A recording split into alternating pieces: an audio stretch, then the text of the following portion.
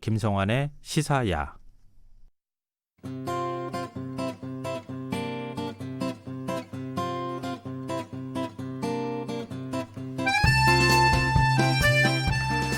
중국 공산당을 이끌었던 마오쩌둥은 지난 1949년 10월 1일 베이징天安문 막로에서 중국인민공화국 수립을 선포했습니다. 그 후 70년의 시간이 흘렀는데요. 중국은 그 세월 동안 미국과 대등한 G2 국가로 성장했습니다.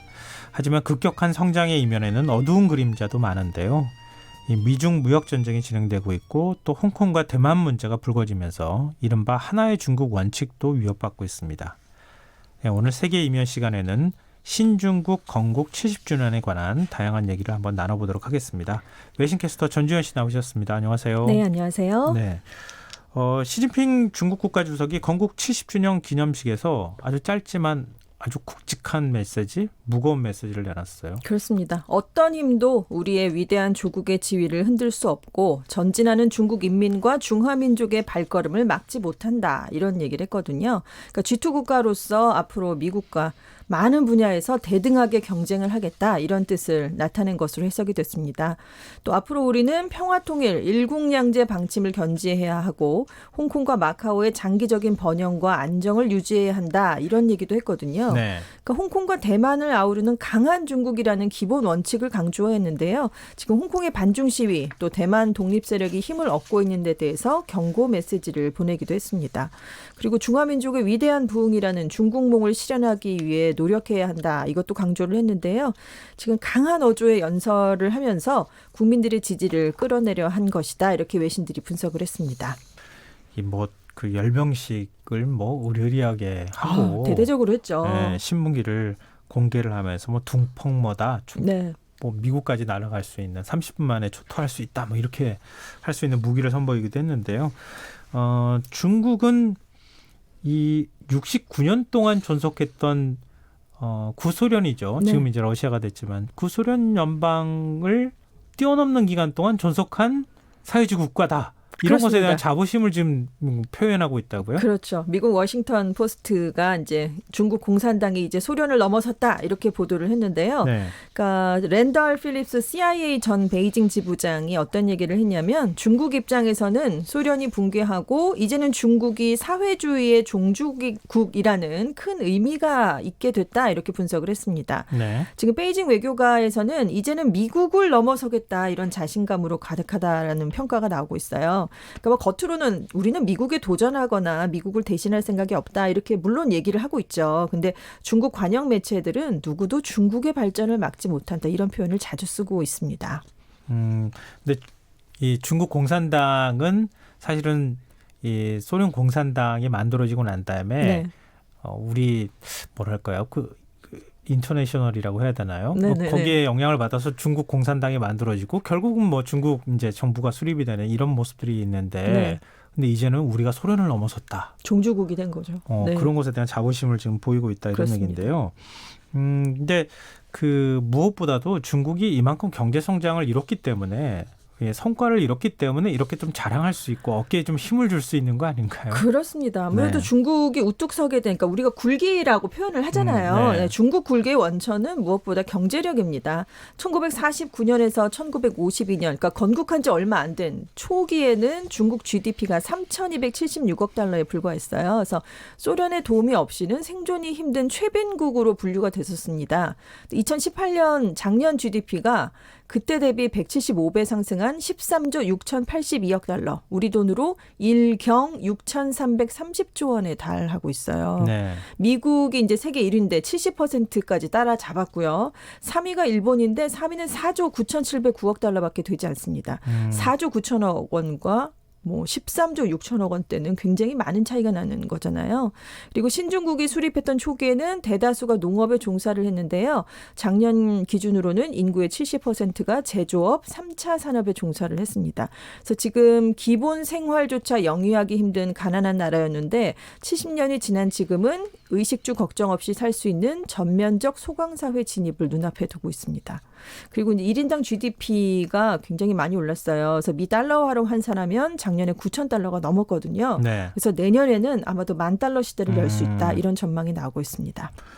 네, 뭐 중국이 인구가 어마어마하게 많으니까요. 네. 그러니까 그 많은 인구를 통해서 얻어지는 경제적인 부라는 게 우리가 생각하는 것보다 훨씬 이제 규모가 커지는 거잖아요. 그렇습니다. 네. 그리고 중국 경제가 그만큼 커지고 있기 때문에 견제하려고 하는 힘도 그만큼 강해지고 있는 거 아닌가 싶은데요. 네. 근데 중국은 이게 보통 이제 동양 쪽에서는 그렇게 하잖아요. 꺾어지는 해라 그러잖아요. 네. 5년 단위, 5년, 10년 단위. 그리고 50년, 100년 네. 이거 굉장히 중요하게 생각하는데 그렇습니다. 과거 10년 단위 꺾어질 때는 건국절을 어떻게 보냈어요? 그러니까 69년에 건국 20주년이었어요. 네. 근데 그때는 마오쩌둥 시대의 대약진 운동이 실패한 시기였습니다. 또 문화 대혁명 혼란으로 중국이 아주 어수선했었고요. 네. 79년에 건국 30주년이었을 때는 덩샤오핑의 개혁 개방으로 돌아선 지 딱 1년만 지난 시기여서 크게 성과가 없었어요.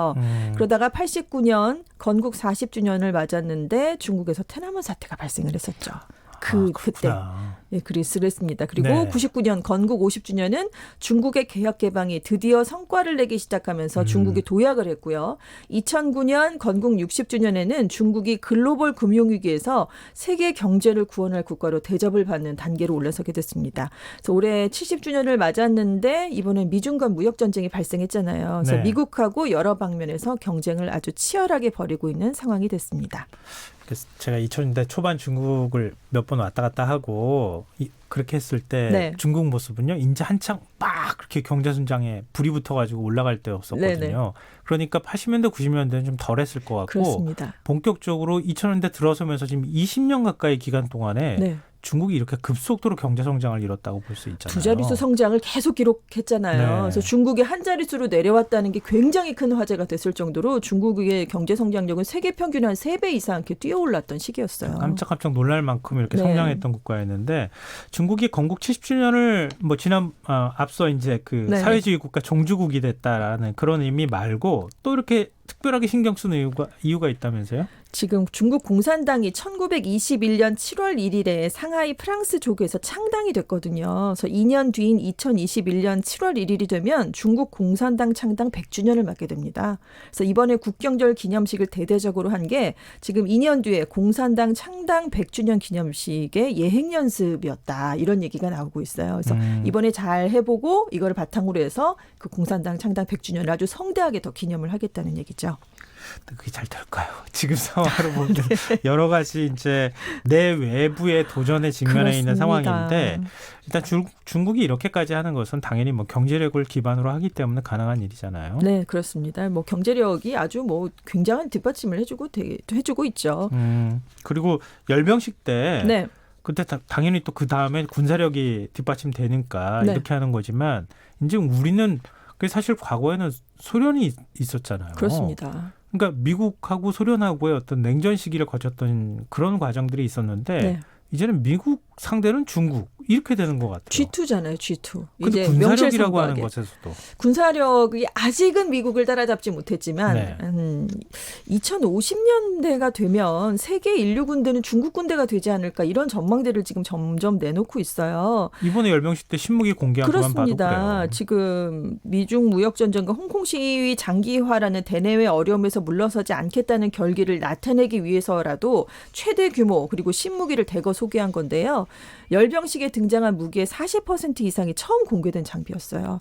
앞서 말씀하셨지만 가장 눈길을 끈 게 대륙간 탄도미사일 둥펑 41이었는데요. 네. 사거리가 12,000에서 15,000km니까 그냥 미국을 겨냥한 무기다. 이런 별명이 붙여졌고요. 네. 미사일 한 개당 최대 10개의 핵탄두를 싣고 각기 다른 목표물을 공격할 수 있거든요. 그래서 요격이 굉장히 어렵습니다. 사실상. 근데 열병식에 16기를 등장을 시켰는데 더 있다는 얘기죠. 근데 이 16기만 동원을 해도 30분 안에 미국 전역의 160개 목표물을 동시에 공격할 수가 있게 됐습니다. 뭐 어마어마한 무기네요. 그리고 좀 우리랑 관련이 있는 건 중거리 미사일 둥펑 17이었거든요. 네. 실전 배치했다고 과시를 했는데 중국 관영 매체가 어떻게 보도를 했냐면 이건 한국에 배치된 사드로 막을 수 없다. 이걸 굉장히 강조했어요. 그래서 미국이 8월에 아시아의 중거리 미사일 배치 계획을 언급했었잖아요. 그래서 후보지로 한국, 일본, 호주가 거론될 수 있다 이렇게 얘기를 했는데 이것과 관련을 해서 일부러 둥펑 17을 공개하면서 사드로 막을 수 없다는 걸 강조한 것으로 분석됐습니다. 우리 입장으로도 좀 위협적이었네요. 그렇습니다. 미국만 겨냥해서 열병식을 했다 이렇게 그냥 생각하고 넘어가려고 그랬더니 그게 아니었네요. 아닙니다. 근데 이번 열병식은 1949년 이후天安문 광장에서 열린 16번째 열병식이라고요? 그렇습니다. 뭐 계속 열린 건 아니었거든요. 이번 열병식을 시진핑 강군 사상을 보여주는 신시대의 첫 열병식이다. 이렇게 의미를 중국은 부여했는데요. 첫 열병식은 마오쩌둥 주석이 중화인민공화국 수립을 선포한 그때 열렸어요. 그래서 59년 건국 10주년 때까지 계속 11번이 열렸는데 이후에 대약진 운동, 문화대혁명의 혼란을 거치면서 잠시 중단이 됐었습니다. 그러다가 1984년에 덩샤오핑이 건국 35주년 을 맞아서 재개를 했고요. 말씀하신 것처럼 50주년, 60주년 그리고 많이 기억하실 거예요. 2015년 전승 70주년에 맞춰서도 대규모 열병식을 열었죠. 근데天安문 사건이 아까 발생했다고 말씀을 드렸잖아요. 89년에. 네. 열병식은 했습니다. 4월, 6월 이때였으니까요. 근데 이제 공산당이 만약에 열병식에서까지 무기를 동원하면 공포를 유발할 수 있기 때문에 무기를 빼고 열병식을 진행했어요. 그래서 지금까지 수많은 열병식이 열렸는데 이때가 무기 없이 진행된 유일한 열병식이었습니다. 근데 좀 이상한 게요. 우리는 국군의 날 때 열병식 하잖아요. 네. 근데 왜 여기는 건국기념일에 열병식을 합니까? 여기도 건군 기념일이 따로 있긴 하거든요. 8월에. 네. 그런데 왜냐하면 마오쩌둥이 중화인민공화국을 선포한 때가 건국 기념일이기 때문이에요. 근데 그때 좀 중요했던 게 당시에 중국군을 이제 홍군이라고 우리가 이제 약칭으로 많이 불렀는데 우리가 아니고 중국 사람이요. 대학진 운동할 때. 예, 그렇습니다. 예. 그래서 농촌에서 홍군이 주로 활동을 해서 베이징 시민들은 홍군을 잘 몰랐대요.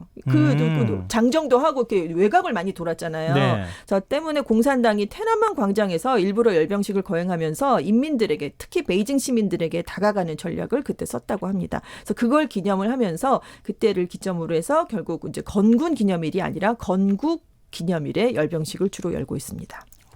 그런 사연이 있었군요. 근데 사실은 원래 중국은 내전을 겪은 거나 다름이 네, 없잖아요. 그렇습니다. 국민당 정부하고 같이 싸워가지고 결국 거기서 이기고 난 다음에 그 다음에天安문 광장에 가가지고 중화인민공화국을 우리가 선포한다 이렇게 발표할 수 있었던 거잖아요. 그 당시까지도 완전하게 내전이 끝난 건 아니었거든요. 그랬는데 그러니까 더욱더 이 열병식을 통해서 홍군의 이 의미 이런 것들을 강조할 필요가 있었던 거죠. 근데 국경절에 대해서 한번 좀 알아봤으면 좋겠는데요. 네.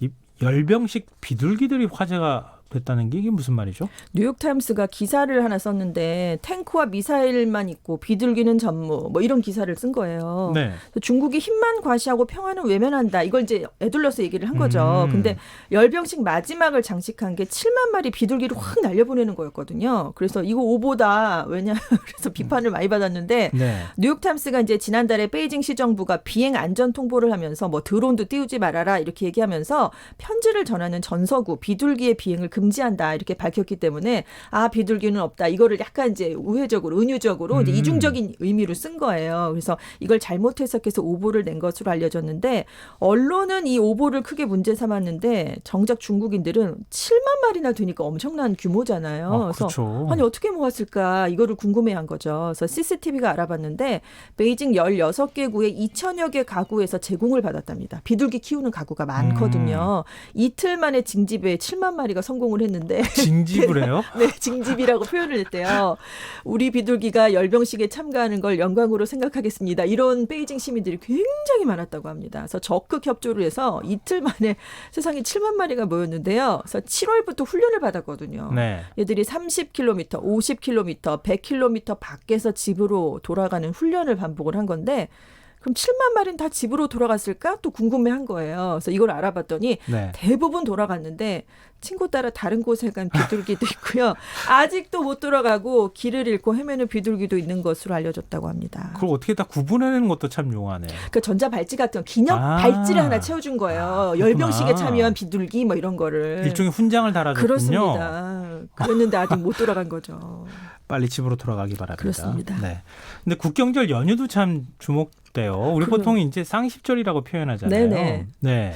국경절 연휴가 7일이나 이어졌는데 이게 법정 공휴일입니다. 그래서 시작되기 전부터 8억 명이 나들이를 갈 것이다. 이런 전망이 나왔는데요. 정말 전국 관광지가 정말 인산이네. 왜 만리장성 같은 데 보면 정말 오도 가도 못하게 갇혀버리는 그런 사진들 많이 보셨을 거예요. 그래서 칭따오의 조명쇼가 유명했는데 비싼 신발을 신고 오지 마세요. 이런 얘기가 나왔대요. 왜냐하면 너무 사람이 많으니까 발을 밟히게 되잖아요. 그러니까 비싼 신발은 안 된다. 이런 얘기도 있고 그리고 연휴 때 결혼하는 사람들이 많답니다. 휴가가 이제 기니까요. 그래서 홍색 폭탄으로 불리는 청첩장에 밀려드는 새로운 풍속이 생겼는데 친척이 결혼하면 우리 돈으로 한 17만 원, 친구가 결혼하면 8만 5천 원 정도 해야 되는 게 이제 체면상 이렇게 받아들여진대요. 그래서 지금 보통 8장을 받기 때문에 우리 돈으로 119만 원 정도가 이때 훅 나간다고요. 한 달 월급이 이때 없어지는 경우가 많아서 굉장히 중국인들도 곤란해하고 있대요. 결혼식도 막 정말 성대하게 하더라고요. 음식도 막 하루에 또 끝나지도 않잖아요. 네, 그러니까요. 근데 국경절 연은 왜 이렇게 긴 거예요, 중국? 중국의 국가가 인정한 휴일이 30일인데요. 7일이 추석에 몰려 있고요. 7일이 이 국경절에 들어간 거예요. 왜냐하면 중국이 예전에 하방이라는 이름으로 공산당 신입 당원들을 지방 순회 근무를 시켰습니다. 네. 1년 내내 이제 파견 나가 있는 거잖아요. 그러다가 고향에 돌아가서 식구들을 만날 수 있는 때가 추석 또 국경절 이 2번뿐인데 당시에 교통이 너무 좋지 않았거든요. 근데 중국은 엄청 크잖아요. 대륙이잖아요. 그래서 거리가 먼 곳이 집인 사람은 최소한 3박 4일 이상을 가야만 집에 가는 상황이 발생을 했던 거예요. 그래서 최소 7일을 줘야 가서 가족들의 얼굴을 보고 다시 돌아올 수 있는 기간이 됐다고 합니다. 아, 이게 역사적인 맥락이 다 있군요. 네, 이렇게 긴 게. 네네. 시진핑 주석도 한테 하방해가지고 가 있었죠. 네, 되게 힘든 삶을 토굴 같은 데 가 있었죠. 보냈다고 하는 얘기가 있잖아요. 근데 최근 중국에서 애국주의 영화들을 굉장히 많이 튼다. 네. 뭐 드라마도 그렇고 뭐 이런 얘기가 있는데 애국주의 영화 이번에 건국 10주년에 맞춰서 또 개봉된 게 있다고요? 이미 드라마는 뭐 고전극이라든가 이런 걸 다 금지시켰었어요. 그래서 애국주의에 관련된 드라마만 해라 이런 얘기가 있었고 이번 9월 30일에는 영화 나와 나의 조국이 개봉했는데요. 첸카이커 감독을 비롯한 7명의 감독이 신중국이 건국된 뒤에 70년간의 역사적인 순간 7가지를 담았습니다. 베이징 올림픽도 있고 뭐 그런 건데요. 메시지가 다 똑같아요. 국가를 사랑하고 자긍심을 가지자 이런 거였거든요. 그래서 이거 외에도 민족주의 정서가 짙은 3편의 애국 영화가 개봉이 됐는데 애국주의가 공산당의 지지율을 올려주는 카드가 되기 때문입니다. 근데 스모그 통제는 실패했다고요? 왜 우리 에이펙 블루, 뭐 베이징 올림픽 블루 그래서 계속 안 좋았다가 큰 행사 있을 때 갑자기 이제 하늘이 맑아지는 현상 네. 많이 보셨잖아요. 근데 관리를 했어요, 이번에도. 인근 공장 가동을 중단시켰는데 이번에는 실패를 했습니다. 베이징의 그날 대기질 지수가 154였는데 건강에 해로움 수준으로 이게 보도가 됐어요. 참 중국 건국 70주년에 우리가 참 여러 가지 얘기들을 좀 하게 뒷면을. 되네요. 네, 그렇습니다. 근데 중국 입장에서 70주년이긴 하지만 사실은 굉장히 좀 어려운 상황이기도 하잖아요. 대내외적인 숙제들과 아무래도, 어려움이 많죠. 아무래도 미국하고의 무역전쟁 문제를 어떻게 해결할 것인가. 그렇습니다. 이게 가장 큰 고민거리 아니겠습니까? 일단 2012년에 시 주석이 집권하면서 신형 대국관계라는 외교 개념을 제시를 했어요. 그래서 자신감을 드러내면서 더 이상 힘을 숨기지 않겠다라는 뜻을 나타낸 건데요. 그러니까 미국이 통상, 기술, 인권, 안보 전방위적으로 중국을 압박하기 시작했습니다. 이번에도 국경절 행사를 며칠 앞둔 지난달 25일에요. 미국 의회가 홍콩 민주주의 법안을 통과시켰어요. 인권에 대한. 그래서 미국이 매년 홍콩의 자치 수준을 평가하고 그 결과에 따라서 홍콩의 무역거래상 특별 지위를 연장할 것인가를 결정하는데 이게 중국 정부의 영린을 건드렸다. 이런 평가가 나왔습니다. 근데 무엇보다도 중국은 굉장히 그 소수민족도 많고 또 국경도 굉장히 긴 나라이기 때문에 하나의 중국이라고 하는 원칙을 굉장히 중요하게 생각했는데 최근에 이제 홍콩 문제라든가 대만 문제 지금 이런 것들 때문에 하나의 중국 원칙이 흔들린다는 얘기도 있어요. 일국양제가 가장 크게 흔들리는 게 문제다 이런 지적인데요. 홍콩 시위는 물론이고요. 대만이 내년 1월에 총통선거를 하는데 여야 후보가 모두 일국양제 거부하겠다 이런 뜻을 나타냈거든요. 그래서 대만까지 흡수하는 걸 최종 목표로 하고 있는데 지금 일국양제는 아주 크게 흔들리는 상황입니다. 홍콩 문제는 제대로 좀 풀 수 있을까 모르겠어요. 걱정돼요. 그러니까요. 이게 복면 금지법도 발의되면서 시위는 더 격화되고 있고 그리고 한 청년은 총을 맞기도 했고요. 경찰이 쏜 총에. 네. 그래서 지금 풀리기가 조금 어려워지는 상황이 되고 있습니다. 또 총기를 썼다 이런 얘기가 지금 네, 나오고 있어서 그렇습니다. 좀 제발 좀 이런 문제 좀 잘 좀 해결해 줬으면 네. 좋겠습니다. 지금 청취자분께서 문자를 주셨는데요. 휴대전화 뒷자리 9248 쓰시는 청취자분이 제가 좋아하는 전주현 외신캐스터님 나오셨네요. 어머나, 감사합니다. 매주 주요 외신 업데이트 해주셔서 감사해요. 잘 듣고 있습니다. 해주셨습니다. 9248님 감사합니다. 네, 지금까지 세계의 이면 외신캐스터 전주현 씨였습니다. 고맙습니다. 네, 감사합니다. 네, 오늘 모바일 상품권 당첨자는 홈페이지 공지사항에서 확인하실 수 있도록 올려두겠습니다. 김성환의 시사야 여기서 마무리하겠습니다. 고맙습니다.